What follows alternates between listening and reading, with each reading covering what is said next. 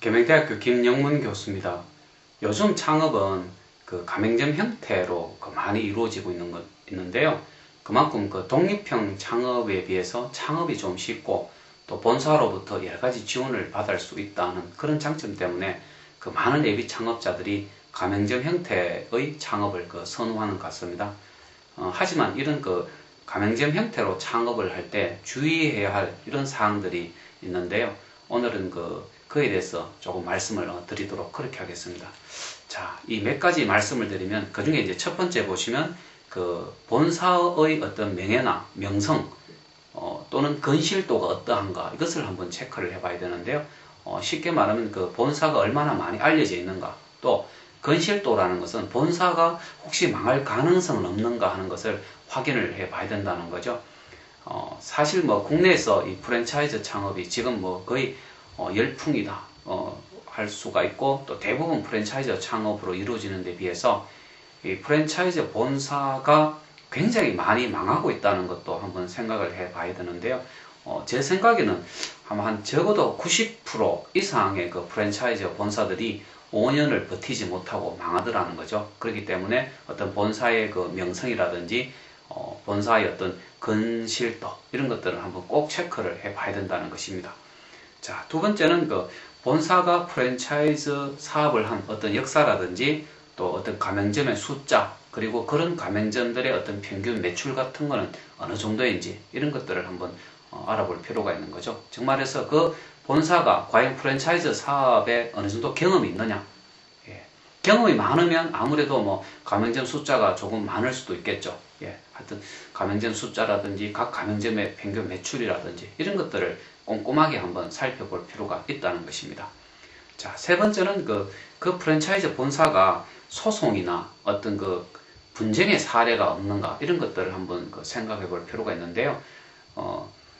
사실 우리 국내 프랜차이즈 산업에서는 이 프랜차이즈 본사와 어떤 가맹점 간에 끊임없는 법적 소송이 이루어지고 있는 것도 사실이기 때문에 그런 분쟁의 사례가 없는지 이런 것을 한번 꼭 확인해 볼 필요가 있다는 것이죠. 자, 그 다음에는 프랜차이즈 본사가 제공되는 노하우에 대해서 어떤 가맹비나 로얄티는 어느 정도가 되는지를 한번 살펴봐야 되는데, 사실은 아주 오래전, 한 6, 7년 전에 이 프랜차이즈 사업을 번창할 때만 해도 보통 가맹비가 2천만 원, 3천만 원 정도 했지만 지금은 보통 한 500만 원 내지 1천만 원 정도 가맹비를 받고 있는 형국인데요. 자, 이런 가맹비나 로얄티가 과연 합당한가? 왜 본사가 가맹비로 1천만 원을 받는 건지, 또 로얄티는 왜 받는 건지, 그런 것에 대해서도 철저하게 한번 정도는 점검해 볼 필요가 있다는 것이죠.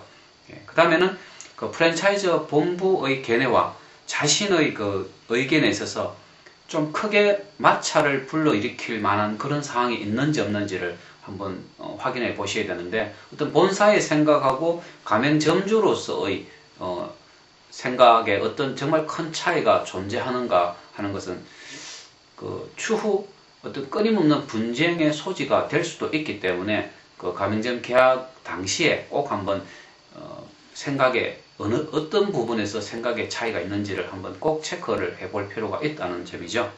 그 다음에 본사가 제공하는 어떤 상품의 평판, 상품에 대해서 일반 대중들의 평가가 어떠한지 그런 것들도 한번 체크를 해봐야 될 것이고요.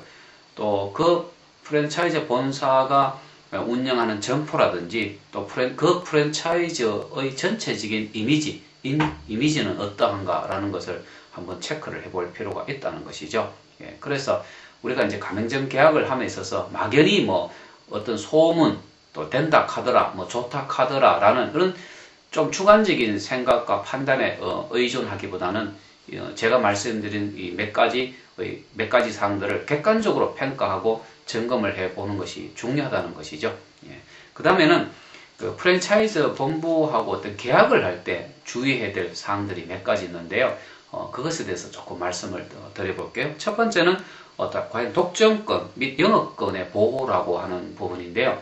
자, 프랜차이즈라는 것은 특정 지역에서 어떤 독점적인 영업에 대한 권리를 갖는 것이거든요. 그러면 이제 본부에서는 자, 상권을 어떻게 구분을 하는가 하는 것이죠. 자, 내가 프랜차이즈 본사하고 계약을 했을 때 내 영업권은 어느 지역인지, 또 나에게 어떤 독점적인 영업의 권리를 부여하는지, 그런 건 참 중요하죠. 왜? 내가 계약을 했는데 이 프랜차이즈 본사에서 내가 영업을 하고 있는 그 지역에 계속 가맹점을 개설한다면 상당히 문제가 되지 않겠습니까? 예. 그래서 이런 영업권에 대해서 꼭 한번 체크를 해 보셔야 되고, 두 번째는 어떤 계약의 기간이나 어떤 계약에 따른 규정들을 꼼꼼하게 한번 살펴보셔야 되는데, 이 프랜차이즈 본사하고 가맹점 계약을 해보면 계약서가 참 이렇게 여러 장으로 구성되어 있어서 그 초보 창업자들의 같은 경우는 그냥 뭐 제대로 읽지도 않고 그냥 본사만 믿고 이렇게 사인을 하는 경우가 많거든요. 하지만 그 프랜차이즈 계약에서는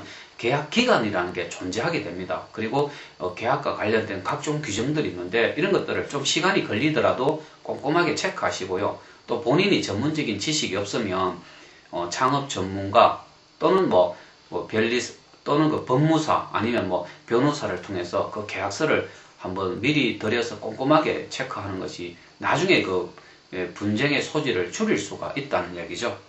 그 다음에는 초기 자금의 소요라든지 경비라든지 또 지원의 내역 같은 거를 조사를 해 보셔야 되는데, 몇 년 전에 그 일간지에서 프랜차이즈 본부의 광고가 어느 정도 진실성이 있는가를 조사해 본 결과 약 85% 이상이 허위 과장됐다라는 이런 그 통계 자료를 낸 적이 있는데요.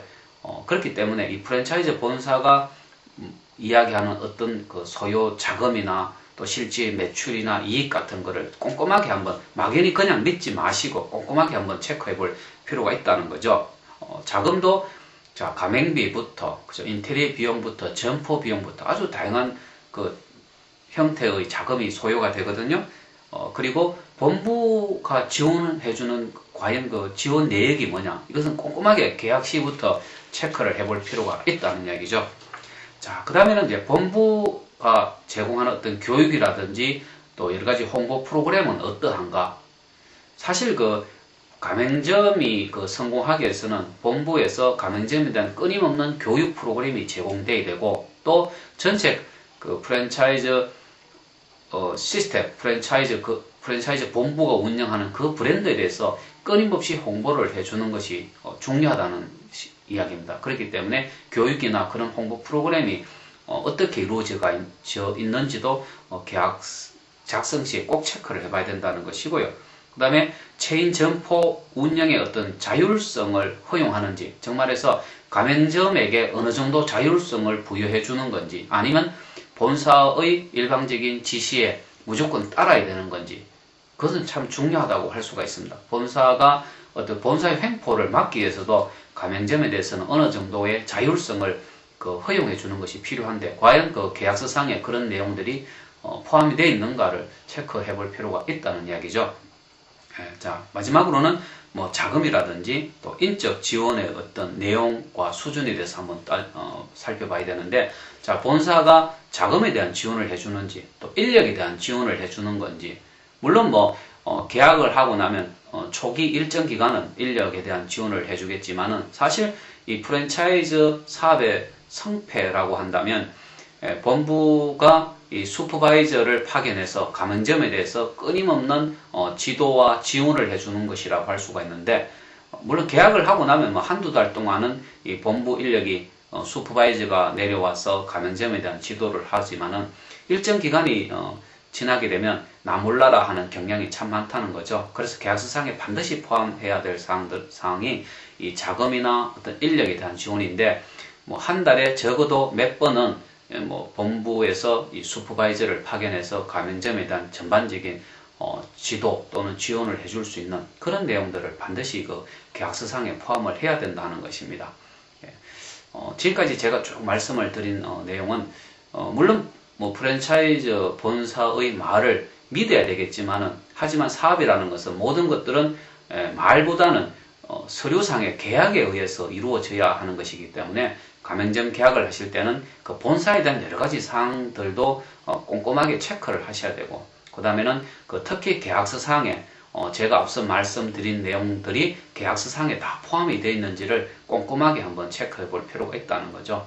이것은 그만큼 현재 그 프랜차이즈 본부가 많이 망하고 있기 때문에, 프랜차이즈 본부가 망하면 가맹점은 본부와 똑같이 망할 가능성이 매우 높기 때문에 특히 계약서상에 주의할 필요가 있다는 거죠. 정말해서 본부가 망할 경우에 나도 같이 망해야 되는가, 아니면 본부가 망할 경우에도 나는 독립점포로서 영업을 계속해 나갈 수가 있는가 하는 이런 것들은 참 중요하다는 것인데, 제가 마지막으로 하나 더 첨가한다면, 가맹점 계약 시에 어떤 본부로부터 여러 가지 그 경험이나 노하우 아니면 뭐 경영과 관련된 여러 가지 비법들을 좀 전수할 수 있는 그런 그 내용들을 계약서에 포함시키는 것이 좀 안전하다 하는 이런 말씀을 드리고 싶습니다.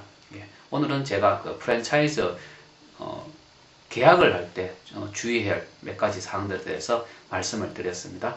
예. 감사합니다.